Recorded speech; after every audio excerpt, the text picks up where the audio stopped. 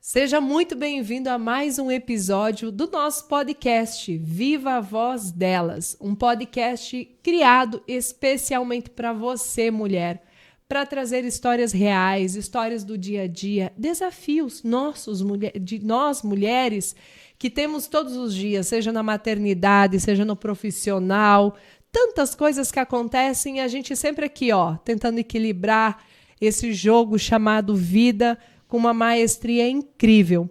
E hoje o nosso episódio está um pouco diferente. O nosso episódio está mais do que especial, porque do outro lado da mesa está a minha parceira hosters, também aqui no escritório, a Andréia Munari, e a gente vai conhecer um pouco mais sobre a Andréia. A Andréia que está muitas vezes do outro lado da mesa fazendo as perguntas, mas hoje a gente vai conhecer mais sobre a história da Andréia. E a Andréia tem uma história incrível, tenho certeza que vai agregar muito na sua vida.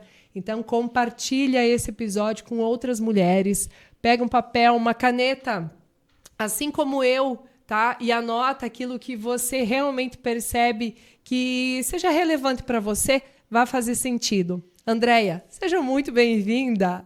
Obrigada, Liz. Obrigada pro pessoal que está assistindo. É um pouco estranho estar do lado de cá, viu?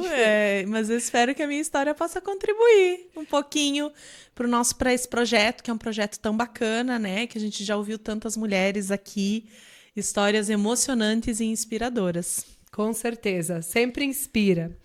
Então, para a gente começar, eu quero que vocês conheçam, e eu vou fazer a pergunta, né, inicial, que é muito da sua apresentação, Andréia.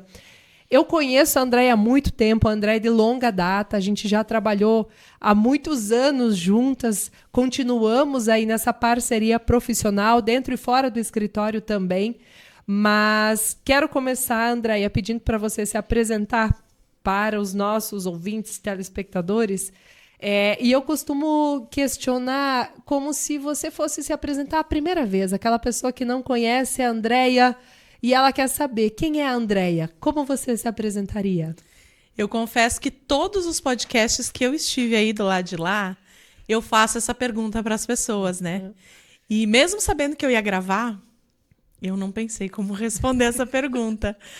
Então, assim, normalmente, né, quando eu vou me apresentar, eu gosto muito de dar meu nome e meu sobrenome, né? Oi, eu sou Andréia Munari.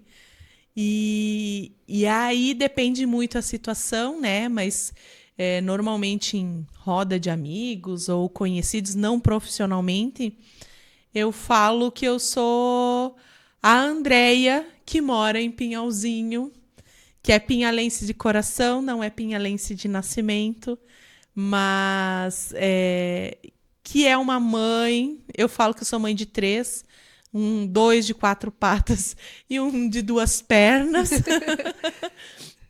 Que sou casada, né? Apesar de saber que isso não nos classifica, né? Mas eu falo muito assim que eu sou... Nos treinamentos também eu falo, eu sou Andréia curiosa. Eu sou uma pessoa que muito sedenta por saber, por conhecer, por entender, por questionar. Então, eu sou um pouquinho de cada coisa. Quando eu me apresento profissionalmente, é claro que eu falo que eu sou Andréia da Viva, né? Uhum. Que a gente carrega como sobrenome o trabalho, né? Então, eu falo assim, eu sou Andréia da Viva, trabalho com marketing. E aí, quando as pessoas sabem a minha formação, sabe que é engraçado que elas falam assim, mas tu não é formada em marketing? Eu falo, não, eu sou formada em jornalismo.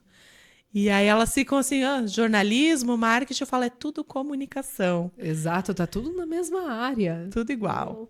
Andréia, conta pra gente um pouco da tua infância. Você falou que é pinhalense de coração, mas não nasceu aqui. Conta pra gente o município onde você nasceu e como foi a sua infância. Os desafios, os aprendizados, enfim, o que mais te marcou nessa fase da sua vida? Você sabe que eu gosto de falar muito, né? Eu vou tentar ser sucinta. Eu brinco porque normalmente o pessoal que é natural de Pinhalzinho é natural porque nasceu mesmo em Pinhalzinho. Eu sou de Águas Frias, né? Eu sou de uma comunidade lá chama Tarumanzinho. Mas quando eu nasci em Águas Frias não era município. Então eu nasci no município de Coronel Freitas, mas só nasci. Eu morei até os 17 anos em Águas Frias, lá em Tarumanzinho. E eu cresci, Liz, como que eu posso te dizer? A minha mãe era prof, meu pai é agricultor, minha mãe era diretora da escola, foi diretora da escola há muito tempo. Então, assim, lá em Tarumanzinho, as pessoas eram muito simples, né? E pessoal do interior, né? Eu também sou do interior.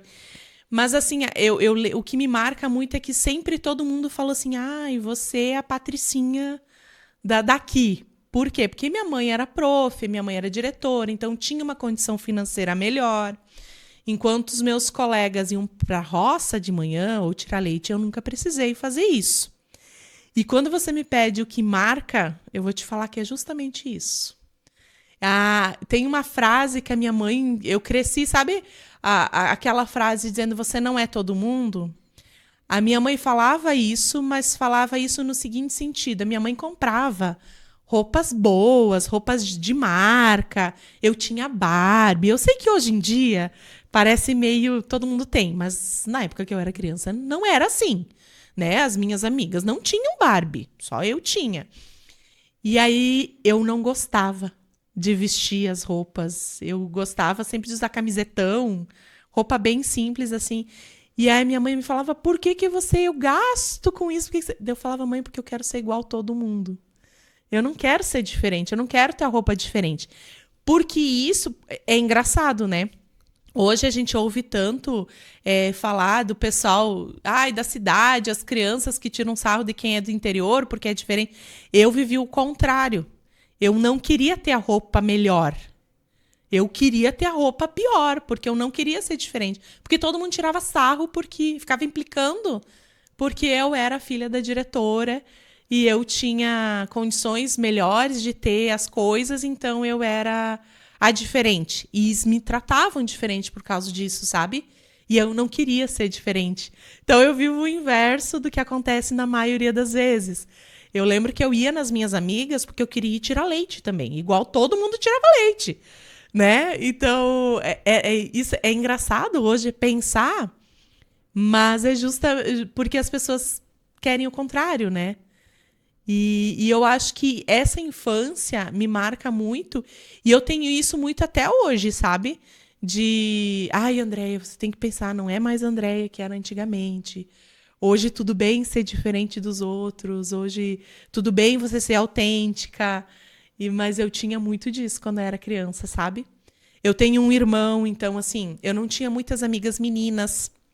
Eu tinha 2 amigas meninas, mas uma morava muito longe da minha casa e a outra morava mais perto, mas eu brincava com os meninos. Era eu, o meu irmão, que é mais velho, e mais 4 ou 5 meninos. E aí eu era sempre a irmã do Robson. Então, meu irmão nunca me queria no time de futebol dele, porque eu era irmã dele. E aí os meninos falavam, ai, coitadinha da Andréia, vamos dar uma colher de chá para ela. Nós íamos andar de bicicleta. Eu era mais nova também, mas eu era sempre a menina no meio dos meninos. Você se encontrava muito naquele ambiente e gostava. Para você tudo Gostava. bem, gostava. Uhum. Gostava. E aí era engraçado, porque a minha mãe falava assim, Andréia, você é uma menina, não pode sentar com a perna aberta igual os meninos. Porque às vezes a mãe põe uma saia. Tanto que assim, eu não gosto de usar saia até hoje, né? Aí a mãe colocava uma saia e aí eu sentava, sabe, né? Criança. Tava sempre com os meninos, sempre de shorts, calça, aí sentava com a perna aberta. A mãe, Andréia, fecha a perna, tu é menina, tu usa saia. E eu odiava. Então, assim, eu jogava futebol no fim do dia com os meninos. Era sempre assim. Mas também fazia eles brincar de casinha comigo. Justo. Acho justo. Legal. Andréia, você falou que você ficou até os 17 anos, isso? Isso. No interior.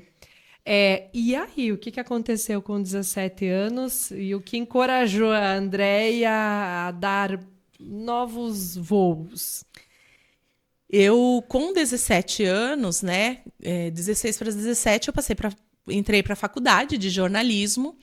E como eu morava lá no interior, naquela época, não tinha ônibus, que nem agora, todo dia. Eu estudei em Chapecó, né? A faculdade. E não tinha ônibus todo dia para ir para Chapecó.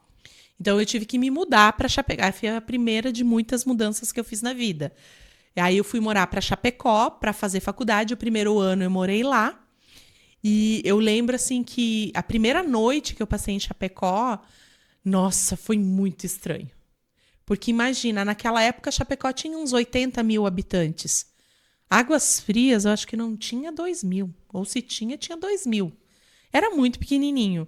Eu nunca tinha morado fora de casa, nada, assim, dormia na casa da avó, longe, sabe? E aí eu pensava, meu Deus, nunca tinha pego ônibus na minha vida. Eu pensava, será que eu vou conseguir pegar ônibus sozinha? Mas, né, aí todo mundo dizia, você é forte. Mas assim, ó, por dentro... sabe a história do vai com medo mesmo? Eu pensava isso, não, eu tô com medo, mas eu tenho que ir. Aí eu entrei no ônibus para ir para... Eu morava do lado do terminal de ônibus. E aí eu entrei no ônibus, aí eu já olhei assim, quem será que tá indo pra faculdade aqui? E aí eu seguia os outros, né? Então, a minha primeira semana eu seguia os outros. E eu não ia para nenhum outro lugar, porque eu não sabia. Só ia para lá. Só para a faculdade e da faculdade para casa, sabe? De medo, assim. Mas o que fez eu sair e o que fez eu escolher jornalismo foi uma das razões de eu sair. Porque eu dizia... Minha mãe era prof, eu odiava ser filha de prof. Odiava. Odiava, assim. Tanto que quando me pediam, ai, Andréia, o que você vai ser quando crescer? Sabe, pequenininho, até o ensino médio. Mas você odiava porque te rotulavam? Como Muito. a filha pelo rótulo? Muito, muito. Uhum. Ah, tipo, a minha mãe sabia as minhas notas antes de mim. Poxa, mas é sacanagem mesmo. Era tipo, ai, se a Andréia ganhou 7, imagina nós. As pessoas, todo mundo, se eu ganhava 10 numa prova, achavam que a minha mãe já tinha me mostrado a prova. Aí, por isso que eu ganhei 10. Tipo, nunca foi por competência minha. E eu nunca podia ganhar nota baixa, porque, imagina a filha da prof. Não podia a filha da prof ganhar nota baixa. Então, assim, eu nunca tinha... não pode faltar na escola porque é filha da prof. Não pode... agora eu vou te contar uma coisa que poucas pessoas sabem. Se é babado, sabem. eu conto. A minha mãe era diretora, né? E aí, na época, hoje também, né? O governo manda um caderno para a escola. E todo mundo ganhou aquele caderninho. Eu acho que tá ainda na casa da minha mãe. Um caderno pequenininho, assim, com a imagem do estado e tal. E todo mundo ganhou na minha sala. Menos eu. E aí eu cheguei pra minha mãe e falei assim, por que eu não ganhei? Aí a mãe falou assim, Andréia, o material é para os alunos que não têm condição de comprar. E eu falei, tá, mas daí só eu que não ganhei? Aí a mãe falou, Andréia, eu tenho condições, eu compro o teu caderno, deixa, porque tem criança que não precisa que precisa 2, aí eu dou esse extra. E eu fui na biblioteca e roubei um caderno. Eu roubei o caderno, escondi. Que feio, sério? Né? Eu roubei. Feio, muito feio. Eu escondi. Hoje, na terapia, eu penso assim, eu não roubei porque era pra mim. O governo mandou pra mim. Eu escondi, eu cheguei em casa, minha mãe dava aula o dia inteiro. Eu encapei o caderno pra minha mãe não ver que era o caderno do governo. E ele tá na casa da minha mãe até hoje, encapado. E ela não sabe disso. Agora ela vai saber, né? Vai. Espero que sim. Eu fiz isso. Você chegava a fazer esse tipo de coisa pra se sentir incluída. Pra se sentir igual a todos os outros. Que loucura. Mas assim, voltando um pouquinho, aí eu decidi... E aí eu odiava ser filha de prof. Por conta disso. Então, quando... Sabe que vem aquele pedaço, aquela parte da nossa vida? O que você vai ser? Isso. Tipo, eu tinha assim, eu não sei o que eu vou ser. Eu sei o que eu não vou ser. Eu não vou ser prof. Não vou ser. Então, tudo que podia envolver para ser prof, tipo, física. Tu não precisa ser prof de física. Você pode ser outra coisa, química, sabe? Não entrava na minha lista do que eu iria fazer. E aí, né, eu gosto de falar desde sempre. E eu tinha um primo que dizia que eu devia fazer artes cênicas. Só que artes cênicas na época não tinha aqui perto, acho que nem tem hoje em dia, né? E aí eu não imagino, eu jamais ia sair de perto do pai e a mãe, né? E aí eu fui pensando, tá, então eu vou fazer jornalismo para trabalhar. E eu tinha ideia, ilusão, que eu ia fazer jornalismo para trabalhar na TV, tá? Ah, todos temos. Sim. E aí tu desiste disso no primeiro semestre, Com né? certeza. Então, assim, tanto que no início, quando o primeiro dia de aula, eles pedem assim, quem é o jornalista que tu é fã? Eu sempre falei a Fátima Bernardes. E a galera tirava... Porque eu fui a única que falou alguém da TV, sabe? Aí o pessoal tirava muito sarro de mim, porque eu gostava da Fátima Bernardes, sabe? Então, assim, eu tinha essa ilusão, que eu queria. Daí, vou fazer jornalismo e, assim, não me arrependi, mas depois acabei mudando um pouquinho da área, né? Área. E, Andréia, você fez, mas durante esse processo da faculdade, você foi morar em Chapecó, você acabou voltando para Pinhalzinho. Essa transição toda durante o processo da faculdade, as mudanças, né? Esse desafio que é você se formar e entrar no mercado de trabalho. Como foi para você? O que deixou de marcas, de cicatrizes, esse processo da graduação? Assim, eu acho que eu brinco até com a Elô, que trabalha aqui com a gente. Que está aqui nos que nossos tá bastidores. Que quando eu fazia faculdade era diferente, né? Hoje ela vai para Chapecó e tal. Na minha época não tinha como eu ir para Chapecó. Então, assim, tudo que era coisa extra que a universidade tinha, eu nunca podia participar. Quando eu morei o primeiro ano em Chapecó, os meus pais, a minha mãe se aposentou e tal, e eles se mudaram para Pinhalzinho. E eu falava que a única município que eu nunca ia morar na minha vida era Pinhalzinho. Jura? Sim. Por quê? Bem feito, mora até hoje. E fui e voltei, né? E foi e voltou. Eu não gostava de Pinhalzinho. Eu conhecia Não algumas... acredito. Não gostava de Pinhalzinho. Odiava Pinhalzinho. E aí... Eu tô em choque. Sim. E aí eu que achei que dizia- conhecia a Andréia, né? Eu dizia que eu não viria morar para Pinhalzinho. E aí, de repente, nas férias de junho... inclusive agora, nas férias de junho, eu estava em casa. E eu ia para uma festa de São João, da escola, em Águas Frias. E estava me arrumando. Meu pai chegou em casa do bar e falou assim, vendi a casa. Bem assim. Tipo, eu olhei para ele, oi? Como assim vendeu a casa? Eu nem sabia que a casa estava à venda. Como assim tu vendeu a casa?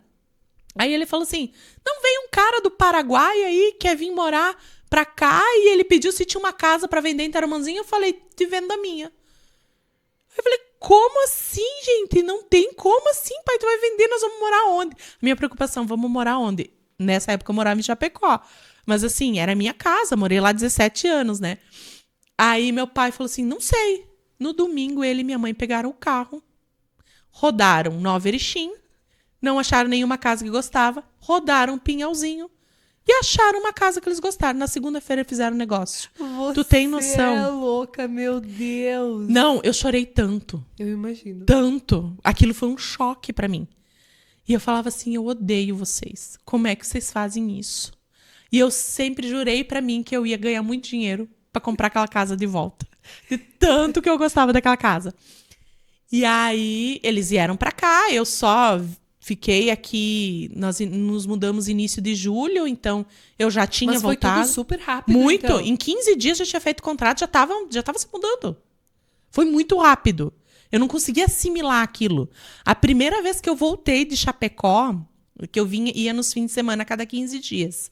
A primeira vez que eu voltei, eu não voltei para Águas Frias, eu voltei para Pinhalzinho. Para mim foi o ó. Não, odiava. Como assim eu tô indo para Pinhalzinho? Sabe? Muito, muito ruim, sabe? E aí, tanto que assim, daí meu pai começou. Eu descobri que daqui tem ônibus todo dia, então ano que vem tu não vai mais morar em Chapecó, tu vai morar em Pinhalzinho. E aí cada vez eu odiava mais, eu passei 6 meses odiando Pinhalzinho. Sabe? Mais do que eu já não gostava. Desculpem, pinhalenses, não tem nada a ver com isso. Mas assim, aí eu vinha pra casa, tanto que nas férias de janeiro, eu passei 2 meses, dezembro e janeiro, sem sair de casa. porque eu odiava morar aqui. E eu falava que eu não ia vir morar aqui, só que daí meu pai já tinha entregue o apartamento. E aí eu falava, não quero. Aí quando eu vi, tá, beleza, né? Iniciou as aulas de novo em fevereiro, eu não tenho o que fazer. Aí eu comecei a ir todos os dias de ônibus.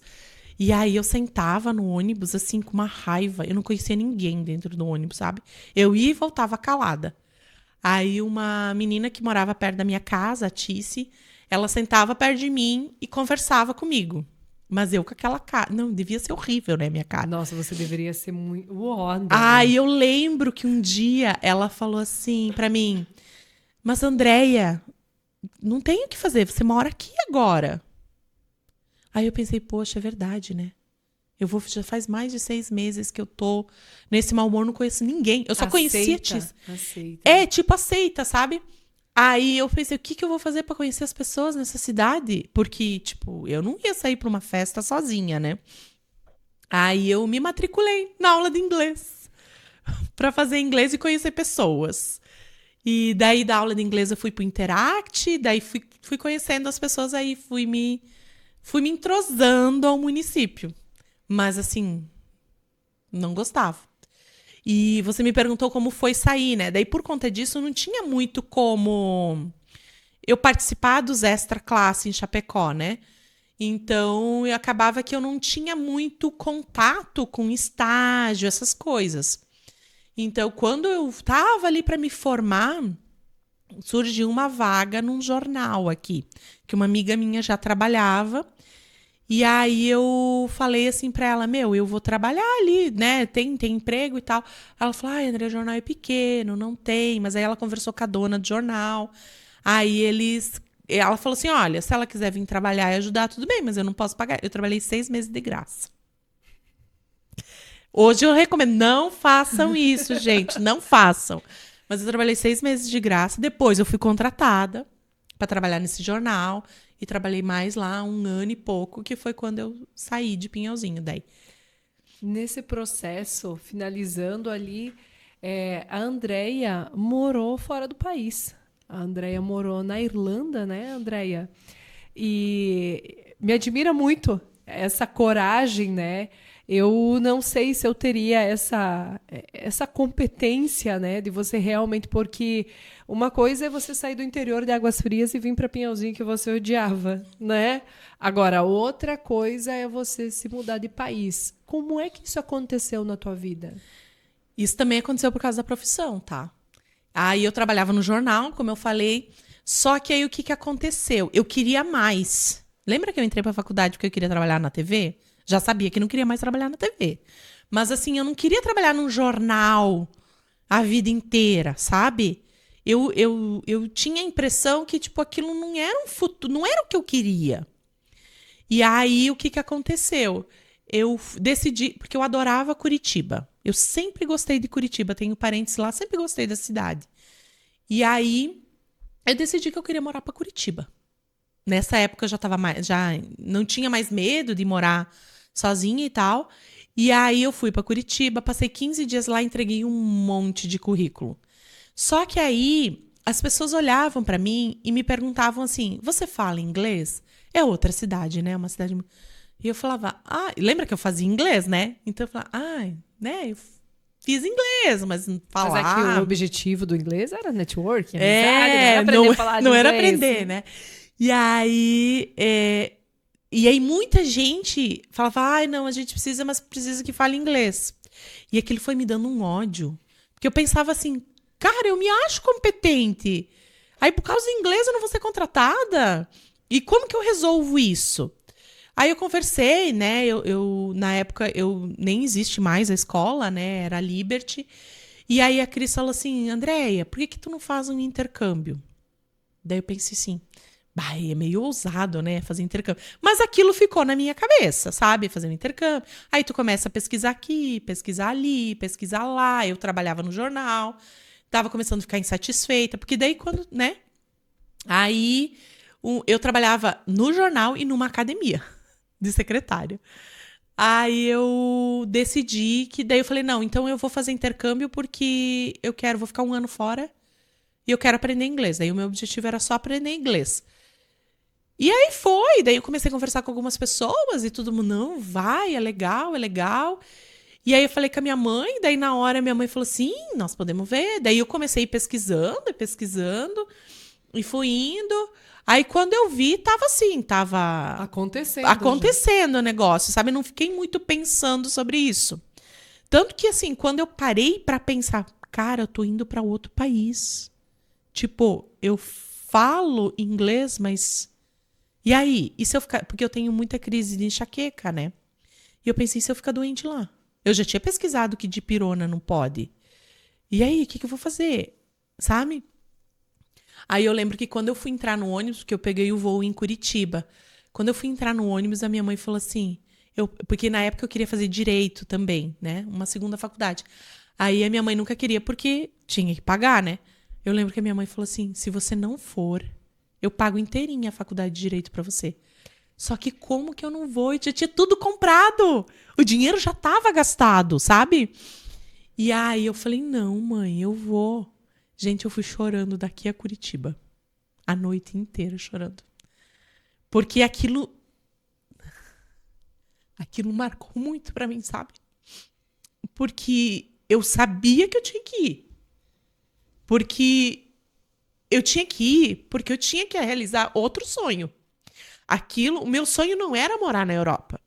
O meu sonho era falar inglês fluente.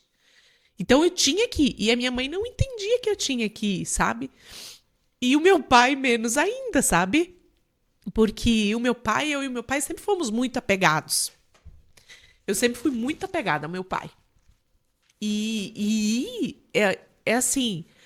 E eu lia muito das pessoas que vão e ficam, né? E eu tinha medo de querer ficar. Olha que louco. Você foi, mas com medo de querer ficar. Sim, porque eu não queria deixar meu pai e minha mãe, sabe? Porque meu irmão mora fora desde que eu tinha 10 anos. Então sempre fui eu, meu pai e minha mãe. Tanto que muita gente acha que eu sou filha única. E eu não sou. Então, assim, aquilo que minha mãe falou na hora de embarcar foi muito forte pra mim. Muito. Tanto que te marca até hoje. Sim. E aí eu penso, e é engraçado, porque realmente eu fui e voltei. Eu acho que eu voltei muitos anos depois. Eu saí de Pinhalzinho em 2009. Eu voltei a morar em Pinhalzinho em 2018. Então eu voltei a morar aqui 9 anos depois. Então quase que não voltei, sabe? Só que eu vejo, e hoje quando o meu marido fala, não, quando o Enzo tiver 18 anos, a gente dá uma passagem para ele, dá a mochila e deixa ele ir.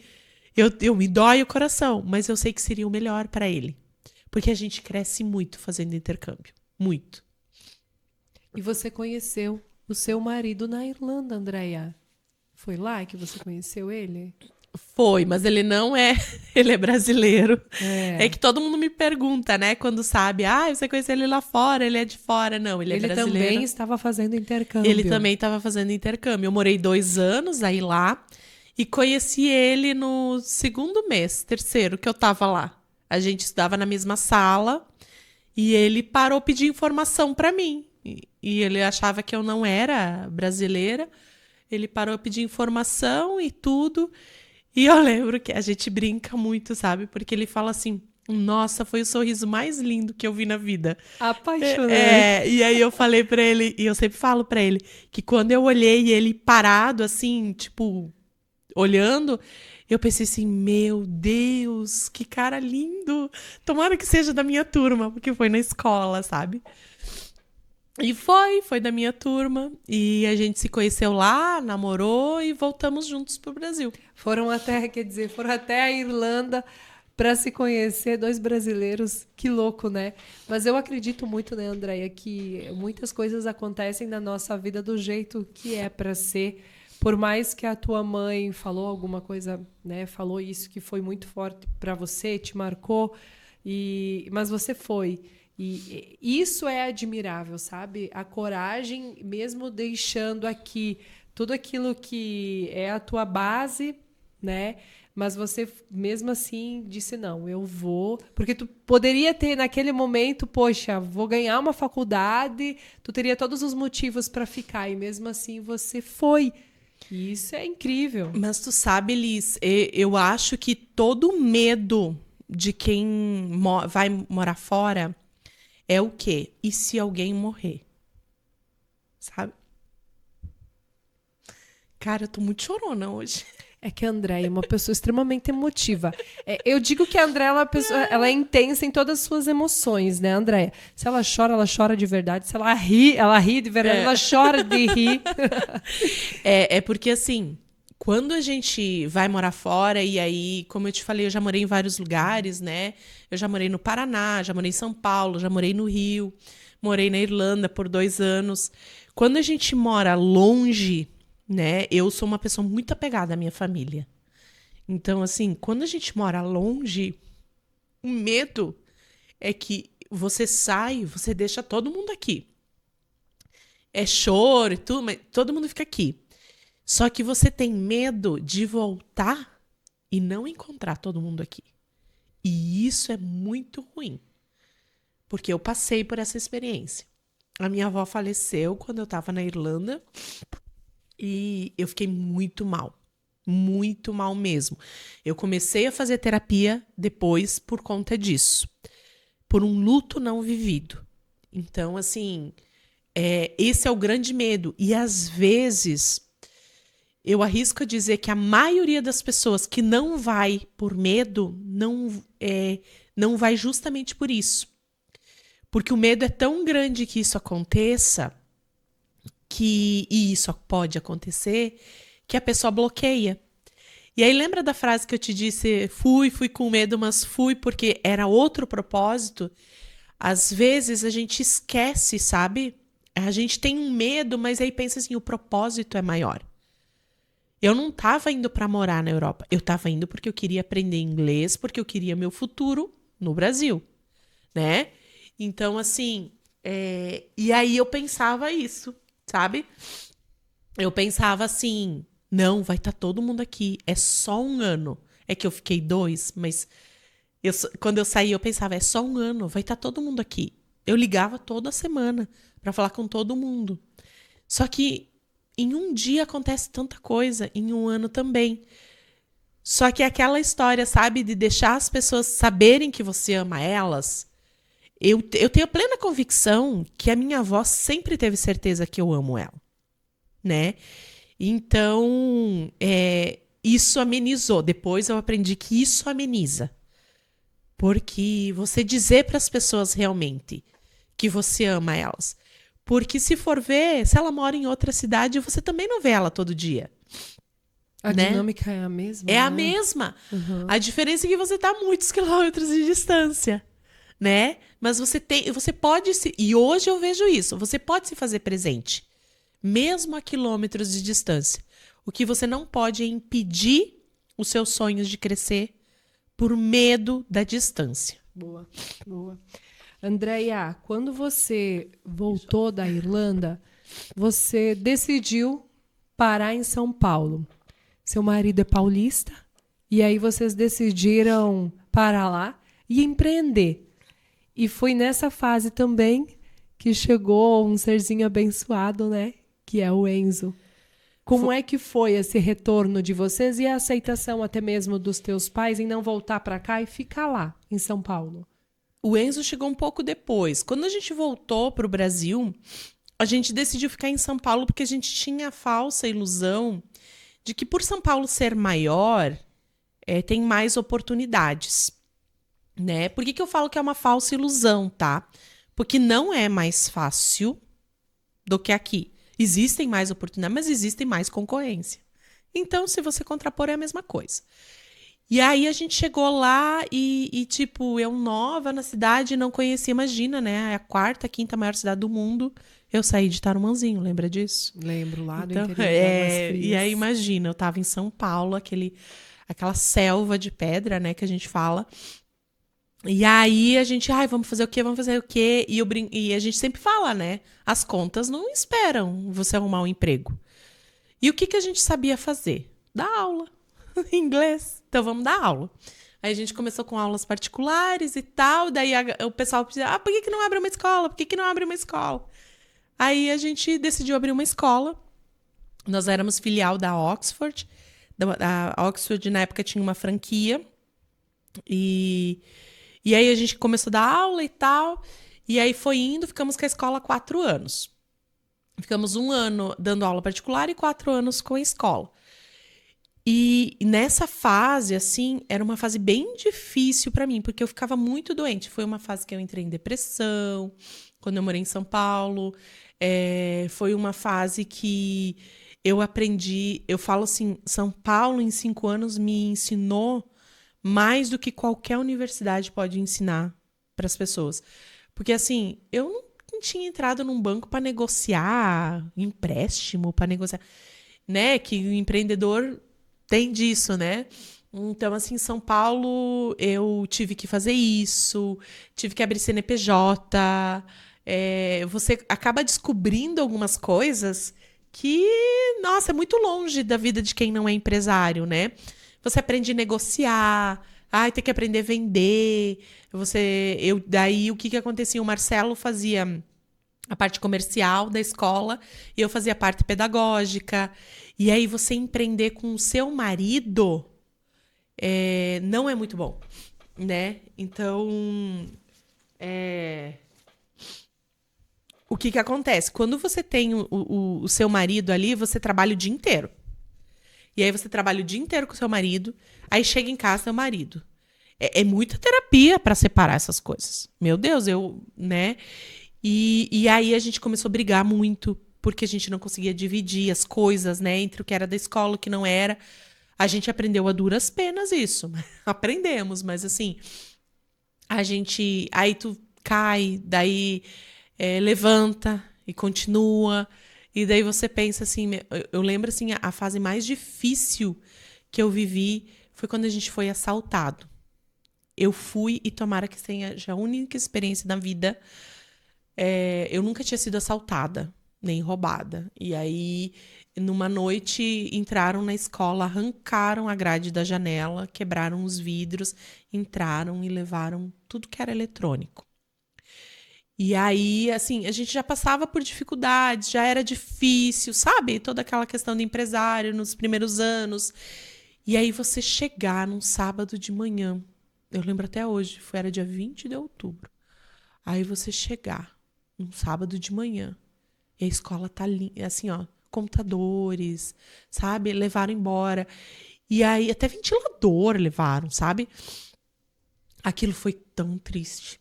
Ligar para todos os alunos que tinham aula às 10, porque os das 8 já estavam chegando e não tinha mais o que fazer. Então, os das 10 horas ligar e ter que falar para eles, ligar para a polícia. Meu Deus, eu acho que eu nunca tinha pisado numa delegacia antes disso, sabe? E chovia muito, sabe? A gente tinha o dinheiro para pagar uma passagem. E tinha que ir os 2 na delegacia. Aí o motorista não, o policial falou assim, não, a gente leva vocês. E eu falei que não. Eu não ia entrar numa viatura de polícia. Porque eu tinha muito estigma sobre isso, sabe? Aí a gente gastou a passagem, foi, e na volta a gente voltou tudo a pé, porque a gente não tinha dinheiro para pagar a passagem de volta. E chovia. E aí eu só pensava assim, como que eu vou abrir a escola segunda-feira?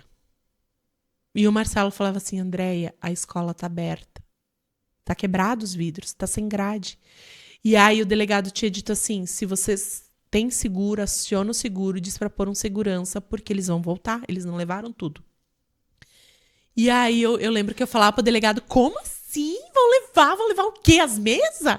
Aí o delegado falou assim, eles não levaram rádio, eles não levaram outro ventilador. Eu falava, mas o que é de importante? Ele falou, pra quem vende droga, isso importa. Eles vão levar até as cadeiras, se eles puderem vender.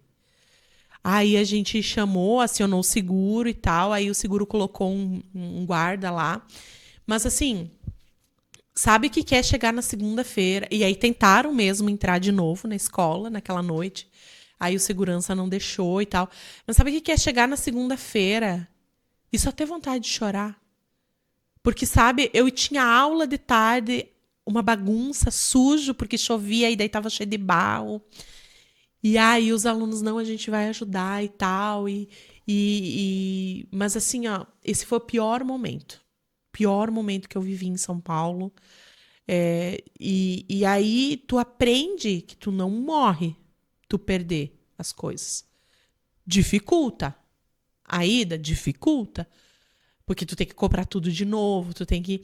Mas assim, ó, e aí você aprende que a raiva existe dentro de qualquer pessoa. Porque nós sabíamos quem tinha roubado.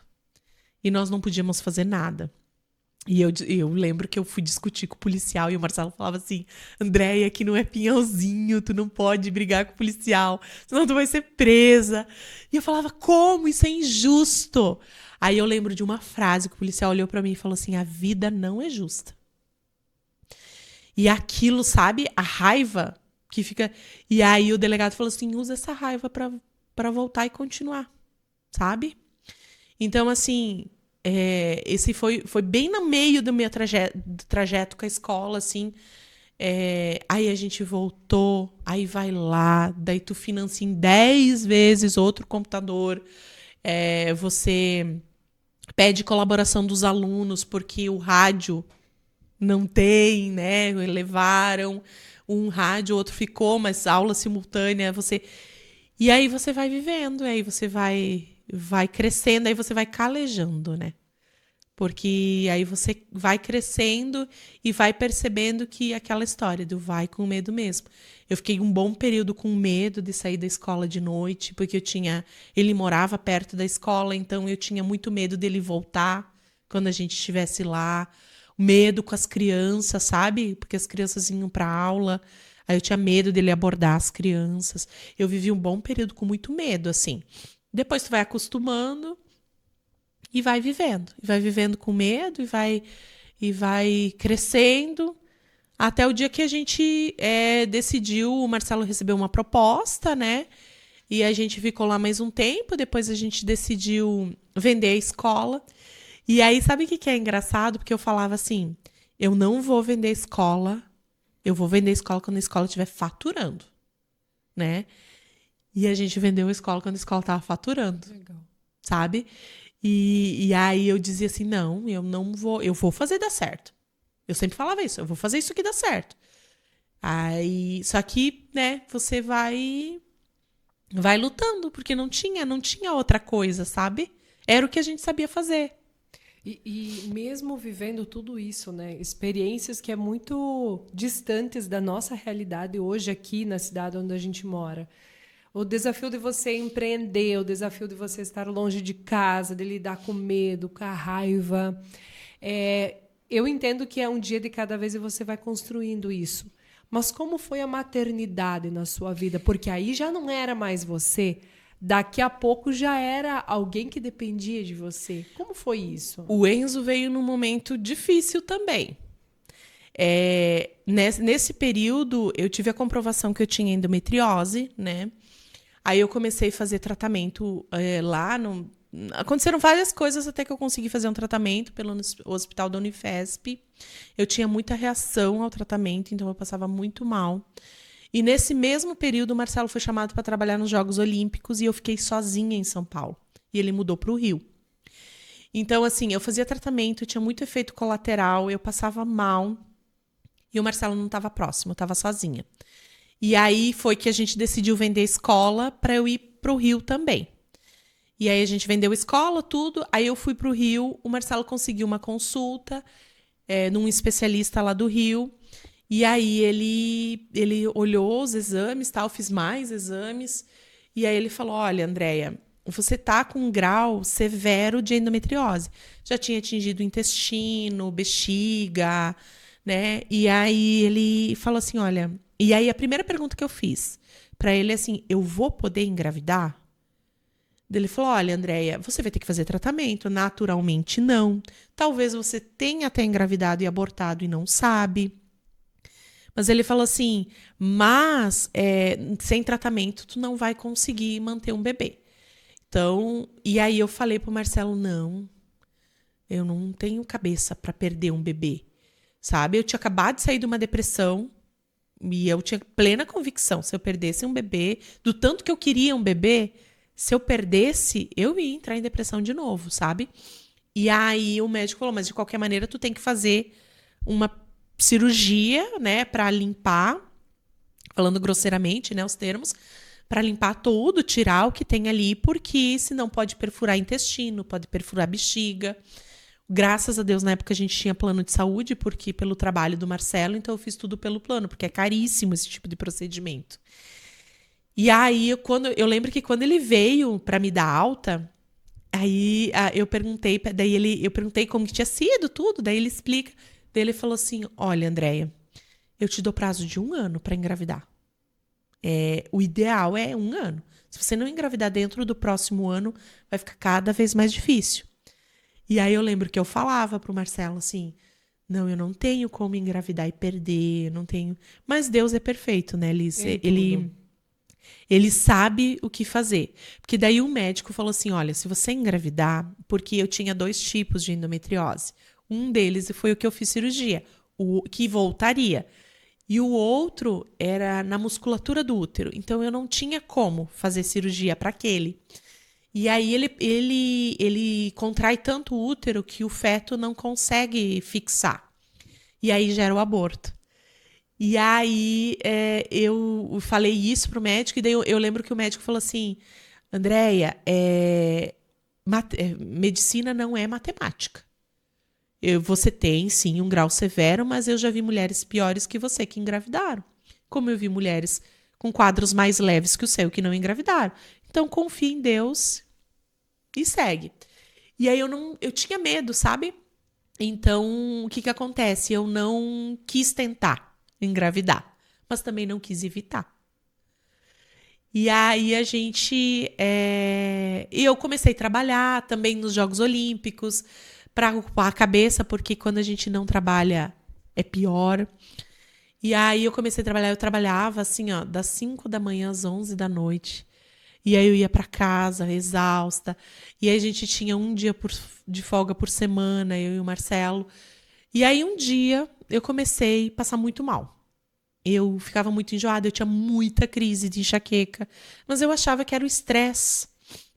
E aí uma amiga que trabalhava comigo, a Dani, o pai dela é médico. E ela falou, Andréia, eu acho que você tá grávida. E aí isso me incomodava muito quando as pessoas falavam que eu estava grávida. E aí eu falava, Por não. que, Andréia? Porque eu sempre fui mais gorda. E daí era como eu queria tu entendia muito. Que era por causa da tua condição física. Isso. Tá. E daí, como eu queria muito engravidar e eu sabia que seria difícil, eu ficava frustrada, sabe? Entendi. Então eu não queria tocar no assunto. Tá. E aí ela falava, Andréia, mas você tá muito estranha. Você come umas coisas estranhas.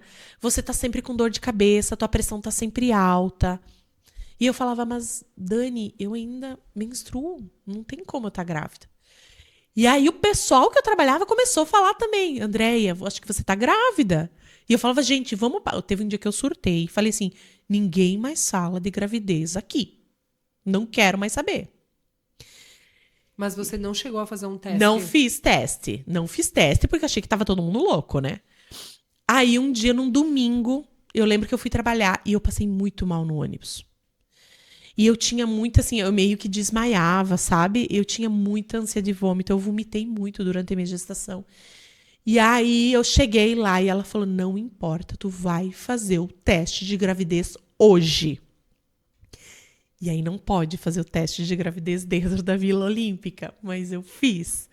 E aí eu fiz o teste de gravidez e deu positivo. E eu lembro que quando eu peguei o teste, daí tava todo mundo olhando, assim, todo mundo já sabia que tinha dado positivo, né? Menos eu, porque eu sou bem boba pra essas coisas. E aí eu olhava assim, todo mundo olhando pra mim, eu falava, gente, o que significa aqui reagente? E daí todo mundo olhava pra mim, como assim que significa reagente? Aí a moça que fez o teste, ela falou assim, parabéns, mamãe, você tá grávida. Eu falei, não, isso aqui não tá certo, não. Aí ela falou, Andréia, tu tá grávida. Aceita. Aí a primeira coisa que eu pensei, como é que eu vou contar isso aqui pro Marcelo? Mas como é que eu vou contar isso aqui pro Marcelo? Porque na minha cabeça eu não podia engravidar. Então como é que eu vou contar pro meu marido uma coisa que eu coloquei na minha cabeça que eu não podia, sabe? Tipo, aí eu lembro que eu falei assim, não, eu vou levar pra ele e vou pegar ele de surpresa. que eu tô grávida. E daí, eu lembro que eu dei uns 3, 4 passos, assim, peguei o telefone, liguei pra ele, ele atendeu, oi, amor, e tal. Eu falei, tô grávida. Nossa, que surpresa. Foi um susto. Sabe tudo aquilo que tu planeja, comprar um Nada. sapatinho, não sei o quê? Tudo Não, a primeira abaixo. coisa que eu falei, tô grávida. Aí ele falou, não vamos contar pra ninguém. Aí ele saiu da minha ligação e contou pra uma amiga nossa que trabalhava com ele, que é a Dinda do Enzo hoje. E aí ele falou, só não conta pra ninguém, tá? Porque eles iam... Aí disse que ela chegou na reunião e falou assim, gente, o Marcelo vai ser pai. E aquilo que eu não queria contar pra ninguém, em meia hora todo mundo Todo sabia. mundo já estava sabendo. Mas aí eu descobri, eu tava com 9 semanas de gestação já. Olha só. Aham. E como foi passar pela gestação, Andréia? E dar à luz também ao Enzo, longe da família? É bem difícil, Liz. Sabe aquilo que... Hoje eu tenho o outro lado. Sabe, a gente sempre fala rede de apoio. Sim. E a gente ouviu muito das mulheres aqui, rede de apoio. Sim. É fundamental rede de apoio. Porque eu não tinha nenhum parente, nós morávamos no Rio, o Marcelo não tinha nenhum parente lá. E aí eu engravidei, eu tinha que ter cuidado, porque eu podia perder muito facilmente. Você teve uma gravidez de risco. Sim, aí eu tinha que cuidar muito, mas eu trabalhava 18, 20 horas por dia. Então, assim, como cuidar e ter uma vida, uma rotina doida dessa? E aí eu trabalhava muito longe de casa. Eu levava 2 horas para chegar ao trabalho, de ônibus, de condução. E aí, quando o Enzo nasceu, eu já sabia que não podia ser parto normal, tinha que ser cesárea. E o Enzo nasceu bem grande. Eu fiz muitos exames, mais do que uma grávida normal, que não tem nenhum problema, faz, para fazer todo esse acompanhamento. Eu passava muito mal no início da gravidez. Eu ia quase toda semana pro hospital, que tinha um hospital perto da nossa casa. E, assim, outro momento na minha gravidez que marcou muito foi o acidente da Chapecoense. Quando eu tive colegas no acidente da Chapecoense que faleceram, e aí quando eu vi a notícia de manhã no jornal, eu chorei bastante, eu fiquei muito mal e eu fui parar no hospital. E aí a médica que nos atendeu, eles não queriam nos atender, porque eu estava grávida e não era uma maternidade ou hospital que eu tinha ido. E aí o Marcelo implorou para ela atender, porque eu estava muito mal. Aí ela atendeu. Quando eu estava bem, antes de ir embora, ela chamou a gente numa salinha. E ela falou assim... eu nunca vou me esquecer essa cena. Ela estava assim na minha frente, igual você. Ela falou assim... Pais, eu tenho uma coisa para falar pra vocês. Vocês querem que esse bebê nasça? Aí a gente, claro, né? Todo pai quer que um filho nasça.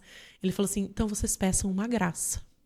Vocês vão para Aparecida, vocês vão aqui no santuário, que o hospital era católico. Vocês vão aqui no santuário, vocês façam qualquer coisa, mas vocês peçam uma graça, porque você não pode mais vir para o hospital. Porque se você continuar vindo para o hospital tomando essa medicação, o seu bebê não vai nascer. Ou se ele nascer, ele vai nascer com sérios problemas de saúde. Porque hoje o Enzo aparentemente está perfeito. Mas a medicação que você toma, ele pode nascer cego, ele pode nascer com problema mental, ele pode nascer surdo. Você não pode tomar essa medicação. E eu tava com 4 meses, 5, sabe?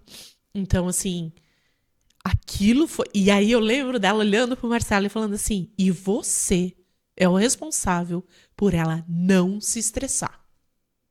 E eu lembro que o Marcelo falou assim, doutora, a senhora viu o noticiário? Ela é lá da região de Chapecó. Não tem como ela não ficar mal, né? Diante do que aconteceu. O mundo tá mal. Ela falou, não importa. Se ela não tiver que assistir televisão, pro Enzo nascer, a tua função de pai é proteger a Andréia pra ela não se estressar. Sabe? Aquilo, assim, foi muito forte, sabe? E aí a gente saiu de lá. Nossa, eu sou mãe, fico imaginando ouvir isso. É muito ruim, porque eu sabia que aquela talvez seria a minha única oportunidade de ter um filho, sabe? E aí eu não tinha passado pela minha cabeça que a medicação podia deixar ele com problema mental,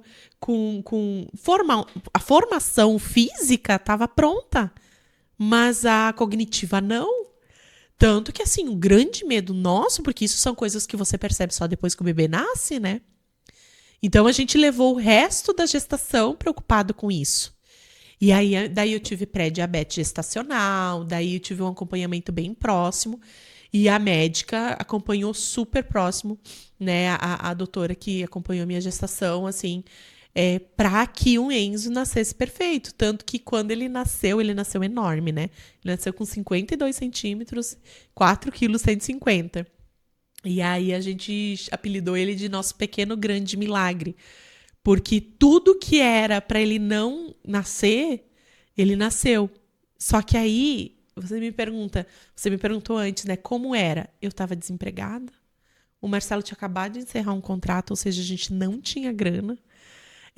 O dinheiro ali era do meu antigo emprego, que a gente tinha... Eu tinha saído, eles tinham mantido o plano de saúde para mim. Então, assim, a gente não tinha condições financeiras. E longe da família. Longe da família. O Enzo só chorava. Só chorava. Ele chorava muito quando ele era bebê. A gente, pais de primeira viagem, a gente não sabe o que fazer. A gente entra em desespero. Porque não é assim, igual aqui. Ai, vou ali no PAN, vou no posto de saúde, vou no hospital. Não, cidade grande não é assim. Sabe? Você evita ir para o hospital. E se você for no médico, você vai no médico particular, que aí é caríssimo. Então, assim, foi bem difícil. Os primeiros meses, assim, aí com 2 meses, aí a gente mudou para Curitiba. Aí eu já tinha família próximo, né? Tias, primos. Mas vocês decidiram mudar, dada a condição daquele momento lá no Rio de Janeiro que vocês estavam vivendo. Isso, e aí a gente pensou, porque a gente foi procurar uma creche para deixar ele. Era tudo muito caro, sabe? Muito caro. Eu ia ter que trabalhar para pagar só a creche. Não tinha condições financeiras da gente continuar lá. Aí a gente veio para Curitiba, né? Ali na região metropolitana de Curitiba, que eu tinha parentes, daí eu podia deixar com os meus parentes e levava. Aí ali a gente conseguiu creche, então logo ele começou a ir para a creche pública, que era muito boa lá. E aí eu comecei a trabalhar, daí o Marcelo também começou a trabalhar, então assim, aí as coisas foram se ajeitando. E aí depois a gente voltou para cá. Daí teve uma época que o Marcelo ia ter que voltar a trabalhar no Rio, e eu trabalhava já daí no marketing, eu já trabalhava com marketing, só que eu trabalhava home office. Aí a minha mãe começou. Aquela pressão, eu vou aproveitar o momento. Não, super aproveitou o momento também, porque o Enzo vivia doente, né? A gente já tinha feito a cirurgia da adenoide nele, porque daí nesse tempo todo a gente descobriu que ele tinha adenoide alterada e que ele podia ficar surdo. Então, aí a minha mãe, não, porque o Enzo está sempre doente, o Marcelo longe, você trabalha de casa mesmo, então vem trabalhar daqui. E parecia a situação mais lógica a se fazer também, sabe? Porque meus pais também estão ficando mais velhos, precisam de alguém. Meu irmão mora no Mato Grosso, na época morava na Bahia. E aí também meus pais não tinham alguém, sabe? Então parecia a coisa mais lógica a se fazer. E o que pesou muito na decisão foi o Enzo. Por quê? Eu tenho uma amiga psicóloga que ela fala assim, porque eu falava, meu Deus, é Georgia o nome dela. Eu falava, Gê, eu já morei em tanto lugar, parece que nenhum lugar dá certo. E daí ela falou assim, Andréia, cada lugar que você foi, existia uma razão. Deus te colocou naquele lugar por uma razão. Quando eu fui para São Paulo, ela e palavras dela, e se Jorge estiver assistindo, vamos ver se tu lembra. Quando eu fui para São Paulo, ela falou, você foi para São Paulo para crescer. Que ela sempre fala, a menina do interior sempre esteve dentro de você. Ela fala para mim. Então ela disse, você foi para São Paulo para ver que o mundo era mais que Pinhalzinho, que Águas Frias. Ela falou, você foi para o Rio para o Enzo poder nascer. Você foi para Curitiba para o Enzo não ficar surdo. E agora você precisa ir para um lugar para o Enzo criar raízes. Por quê? Porque ela explicou que psicologicamente a gente precisa ter raízes. Porque senão a gente fica perdido no mundo. A gente precisa saber para onde voltar. E se a gente ficasse mudando de um lugar para o outro, e isso principalmente na infância, o Enzo não tem uma identidade cultural. E aí ela falou, que identidade cultural vocês querem? Eu na hora falei, eu quero que ele tenha a mesma que a minha. E aí, então... Daí tudo bem pro Marcelo isso? tudo bem, porque o Marcelo sempre gostou muito da nossa região. Aham. E aí ele falou, não, vamos mesmo, vamos pra lá, vocês ficam lá, eu venho e volto.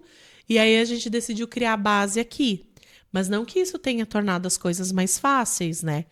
Porque a gente sabe que com filho pequeno, na época eu não tinha carro, eu dependia de carona de uma tia sua. A Cleci é sua tia, né? É minha tia. Eu lembro, assim, a Cleci, eu comecei a trabalhar numa agência aqui e a Cleci trabalhava. Prima do meu pai, ela, mas é da família. Ela Aham. trabalhava na agência, só que ela começava a trabalhar 6:30 da manhã. Eu começava às 7:15.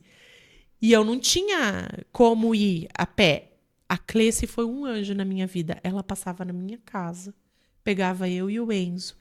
Nós deixávamos o Enzo na escola e depois eu ia com ela pro trabalho, sabe?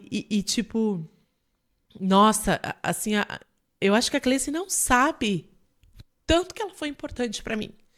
Porque se não fosse ela fazer isso no início, depois a Lizzie fez isso, eu ia ter que ir a pé, sabe? E era longe. Então, assim, no Acordar verão ainda tudo mais bem. cedo, no inverno, como essa época do ano que a E gente o tá Enzo vivendo. pequenininho vivia Puxa. doente, sabe? Imagina isso no inverno. E ela fazia isso de bom coração, sabe? Querida, ela saía antes de casa para poder fazer isso, sabe? E eu sempre digo assim, ó, Liz, Deus manda anjos na nossa vida. Tanto que hoje, na época que o Enzo nasceu, eu não tinha muitas condições de comprar roupa. Nossa, a maioria das roupas do Enzo bebê eram roupas dadas por alguém. E aí, quando hoje eu não vendo as roupas do Enzo, eu dou. Por quê? Porque eu falo, Deus, quando eu precisei, me dava as roupas, mandava pessoas para me dar. Hoje eu dou as roupas dele, porque vai precisar para alguém. E era muito assim,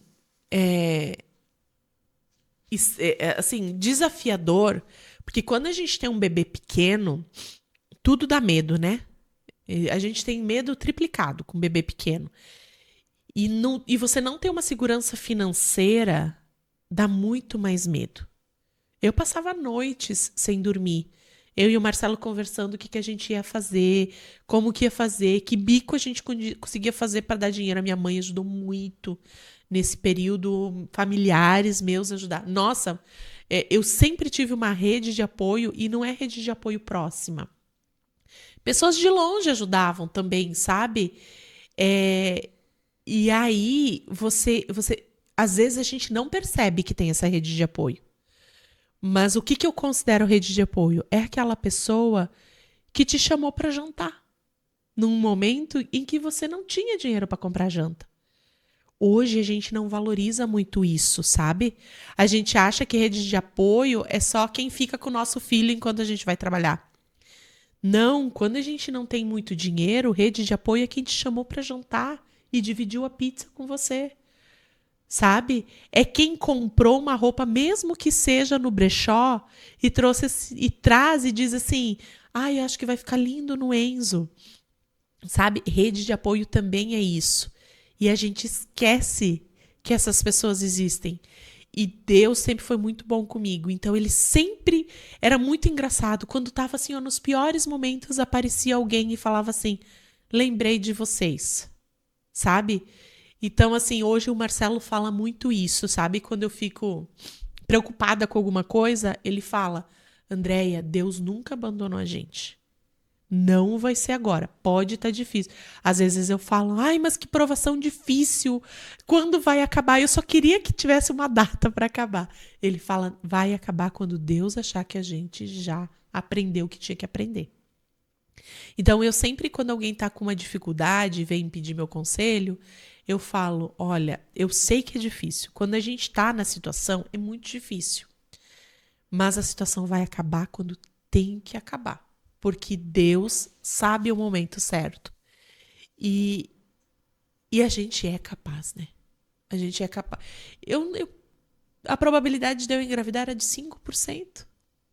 Ele está com 9 anos e meio hoje, a minha probabilidade de 5%. Saudável, bem, inteligente. Eu brinco com ele, Enzo, você é muito inteligente. E ele fala, ai, mãe, é porque você é babona. Eu falo, sou mesmo, sou babona E tem todo o mesmo. direito de ser. Né? Porque mãe tem que ser babona Tem que mesmo. ser. Tem que ser. Nossa, a Andrea, eu conheço ela. Andrea, quanto tempo a gente já se conhece? Desde 2018. Quando eu voltei pra Pinhão, sim. Então, 2018 faz um tempo já. Aham. E a gente sempre conversou muito nos bastidores, né? Nas estradas, atendendo o cliente, nas viagens. E ainda assim tem coisas novas que a gente sempre fica conhecendo um pouco mais quando conversa. Mas você tem uma história inspiradora. Eu tenho certeza que ajuda muitas mulheres.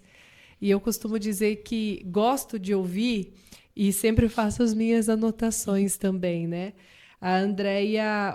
E assim, ó, olha só, eu sempre trago uma frase que para mim faz sentido. Hoje não deu, hoje eu tive que trazer 3, porque, cara, não dá, o conteúdo é muito bom. Mas quando a Andrea traz, eu quero mais. Lá na essência, ainda com 17 anos, né, Andrea? Quando você saiu.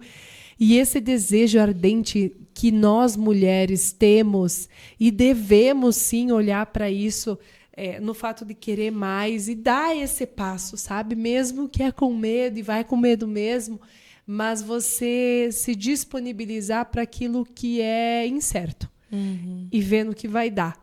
No mínimo, aprendizado tu tira daí, que foi o que aconteceu com você. Outra frase que você trouxe, que foi naquele momento mais desafiador lá em São Paulo, do assalto, e a história que você contou, foi quando o policial te disse, use a raiva para continuar. Isso é muito forte, porque por muitas vezes a gente fica irritado, fica estressado, nervoso com muita coisa, mas você saber colocar isso, essa energia que naquele momento pode ser muito pesada, numa outra fonte que seja produtiva, o quanto que a gente pode crescer com isso.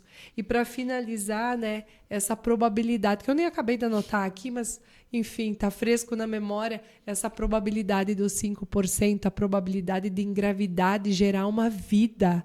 E por todos os desafios que você passou, o Enzo é um menino incrível, ele é um menino surreal, super inteligente, doce. Então, ele é, com certeza, tudo aquilo que ele vê nos pais todos os dias, né, Andrea? E você tá aí firme e forte. E pra gente finalizar, eu vou te fazer uma pergunta. Aquela perguntinha que é de praxe, né? Ela que é roster também, ela sabe. Andrea, vamos lá. Vocês pensam na resposta, né? Não pensei. Mas vou é pensar a melhor, agora. é a melhor, é a melhor. Então vamos lá. Você está diante daquela menina de 17 anos, lá em Taramanzinho. Isso. Você está lá, na frente dela, naquela casa que você nunca queria ter deixado. Você tem a possibilidade de olhar no olho dela, de pegar na mão dela e dizer para ela algo que está no teu coração. O que você diria para ela? Para aquela Andrea? Então, o que eu falaria para ela?